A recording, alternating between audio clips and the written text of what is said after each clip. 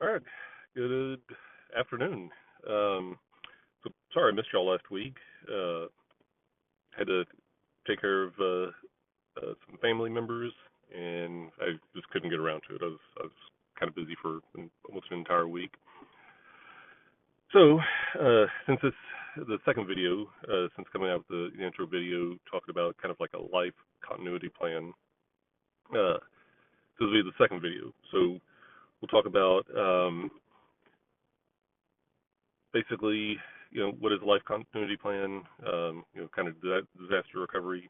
Background to this topic was, I work in cybersecurity, and kind of one of the things, part of the job on doing that is to secure the company from, any internal or external risks and threats that could kind of, what ultimately could affect the bottom line. So, you know, trying to put this in terms of how we can apply some of these same uh, skills or like same tactics, how we can apply to ourselves.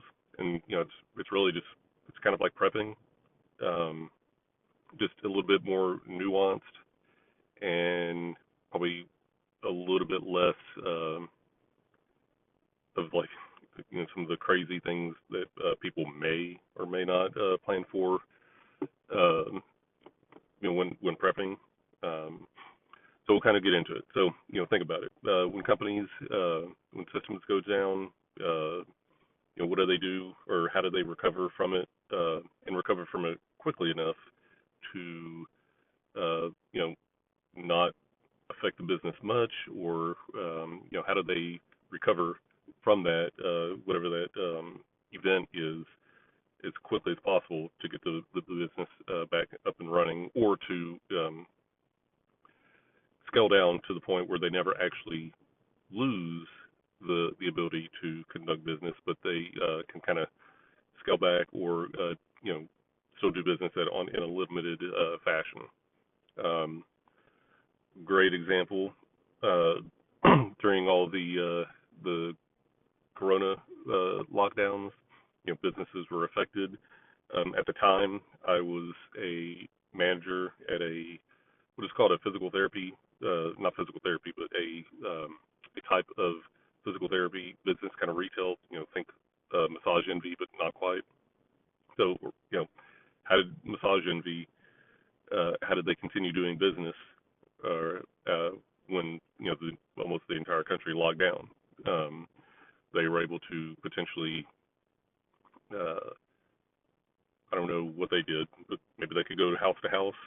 Maybe they could have videos, and teach people how to, do some kind of localized massage on themselves. What we ended up doing, we had videos where we taught people how to stretch and how to move properly, get range of motion. In all of our individual rooms, we installed uh, like air filters that would filter air, and supposedly good enough to clean the air of any viruses and whatnot. So those are perfect real world examples. So today in this video we'll talk about how we can apply this to our own lives.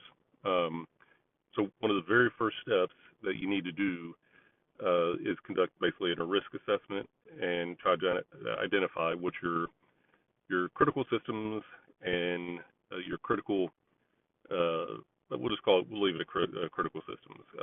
What are these? They could be finances, uh, your job, your main source of income. Do you have investments, or do you own stocks, bonds, whatever the stuff is out there? Are you getting passive income for anything else? Maybe I eventually monetize this video, and uh, I'm getting money.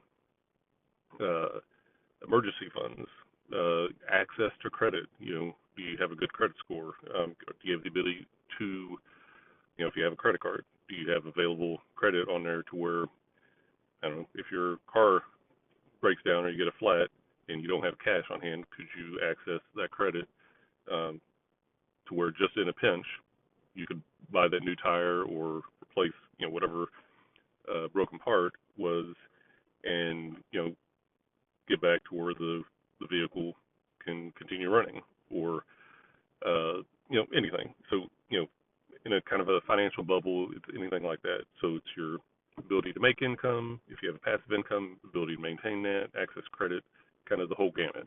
So that's one example. Another example is, say, critical files and information. Do you have a central location that has things like insurance? I know a lot of things are kind of on the internet now, or you can print these off whenever you log on to the internet. But do you have a password manager? Do you have a central location where you have things like marriage licenses, car titles, home titles, all those like really important things or paperwork that like you definitely don't want to shred? DD 214. I'm in the military. Do you have a centralized location for that? And like a third type of category is physical assets, your home, your car. If you need a particular thing to actually conduct your job. Say if I was a welder, for my job, my welding equipment. Those are like we'll kind of limit it there for now. But those are three different types of critical systems. So you have your financial bubble, your critical files, information, things like that. Then your physical assets, so kind of virtual, physical, and then your ability to bring in money. So once we identify all this, how do we protect it? So this is going to be the next step. What is your threat model? And this is kind of the fun part, where you can be as creative as you want. If you want to plan for an alien invasion, go right ahead. That's perfectly acceptable.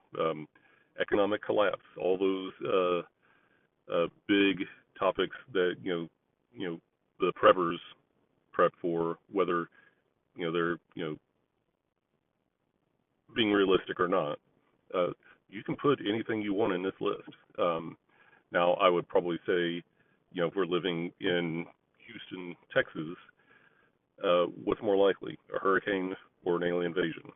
Probably a hurricane. So put the hurricane at the top of the list. You could put tornadoes, inclement weather or severe weather. That's kind of like the bubble term for things like that. If you're in California, you should probably plan for fires or earthquakes and maybe potentially mudslides. I don't know if they've had mudslides recently, but all those would be in the bubble of severe weather or natural disaster. So we'll use this as an example. We have our house. We're living in Houston. We'll just call it Houston. I have a home. What do we do? What's the threat model is severe weather, hurricane. We'll just kind of plan for this. So what's our plan? How are we going to have continuity operations? How am I going to continue my job? Being cybersecurity, that's what I do. How am I going to maintain access to money? What am I going to do with like physical assets? So finances, I can do my job like if needs be, I can do it virtually. So if our plan was during a hurricane, we're going to get out of Dodge, then I need a plan for bringing a laptop. If I have an RV or like a travel trailer, or if I plan on going to a hotel or even family, is there internet access? Can I, bring my laptop, connect to the internet, and worst case scenario, do my job if my job required me to actually, work and not say, hey, we know you're dealing with things, don't worry about today. So I can maintain my income. Emergency funds, like they're kind of in a bank, or if I just like really want to have cash, maybe having a couple $100 will be good, because if electricity or power or things go down, maybe there's no way to actually use a credit card. So cash might be actually pretty good. Do we have that someplace? Access to credit, not really applicable yet, but to get out of Dodge so I can maintain, the safety of my family, myself, maintain my job and all that. Um, so finances covered. Critical files and information. Uh, do I have a central location for marriage license, birth certificates, my DD 214s, like all those important papers that you never really use, but they're kind of important. You got to keep them around. Titles for cars and homes, in case your house gets completely destroyed. Do you have the title to your home, or at least the paperwork that says you own it? Um, you know, if all those papers are lying around, one thing you could do is say, okay, I'm going to get a firebox or a briefcase or something like that. Just gather up all that information in one central spot so that if we had to flee or, bugging out was our plan for inclement or severe weather, if we can help it, I'm just going to grab that one box or bag or whatever it is, put in the car and leave. So that's something you need to plan for. So we could purchase a firebox or a safe, like a mobile or portable safe. Physical assets. We have our home. Is it adequately insured for those different types of severe weather, like here in Houston or around the Gulf Coast area? A lot of places require, a lot of insurances require a supplemental, I think it's wind and hail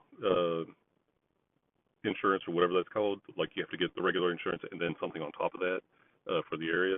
I'm sure if you're in California, you might have to get a supplemental earthquake and or fire. Even though fire is kind of normal, but like on a wide emergency scale, this isn't like I burned food, caught the oven on fire, then burned the house on fire. This is like the city or the neighborhood type supplemental insurance. If you are planning for an alien invasion, maybe they have that. Maybe they have. You can get an acts of God uh, supplement insurance. Maybe your house gets hit by a comet. Um, so all three of those things, or all those categories, if we're just focusing on the severe weather, those would be all the actions that you take to secure, for those three things: your finances, your physical assets, and your like paperwork, virtual assets, information. Kind of going back, using just having like the list of everything. So, say in Houston, uh, we have okay, so we need to protect against severe inclement weather. Um, hey, the economy's not doing bad. What if I got laid off?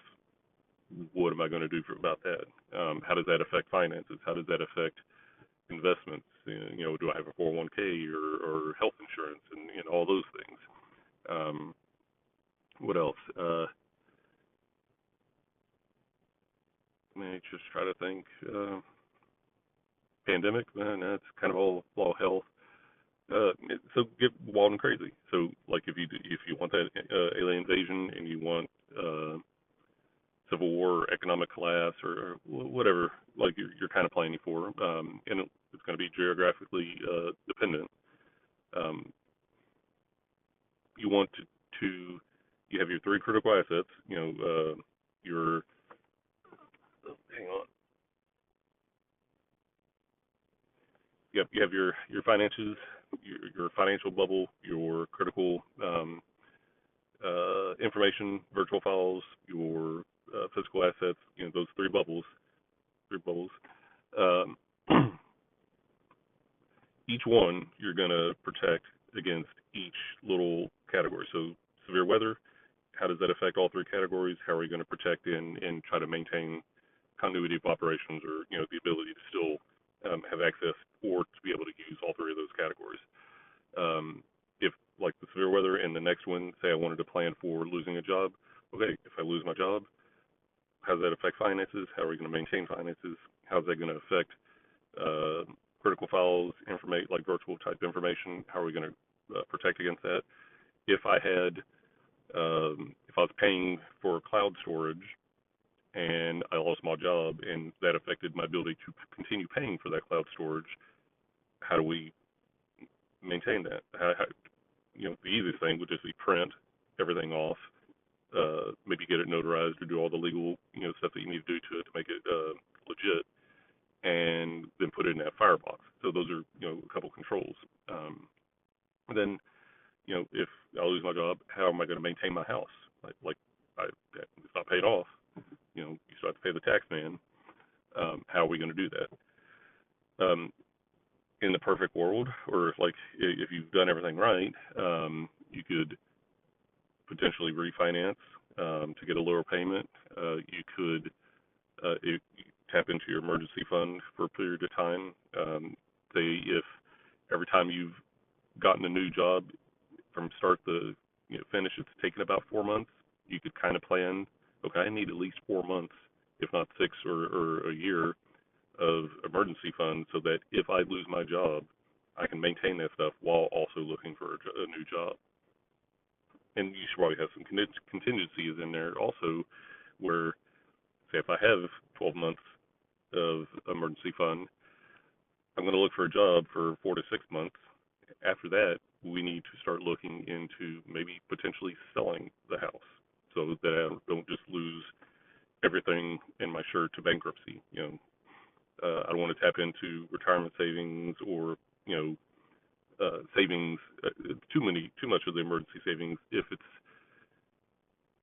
like during an economic collapse or something like that, like another Great Depression.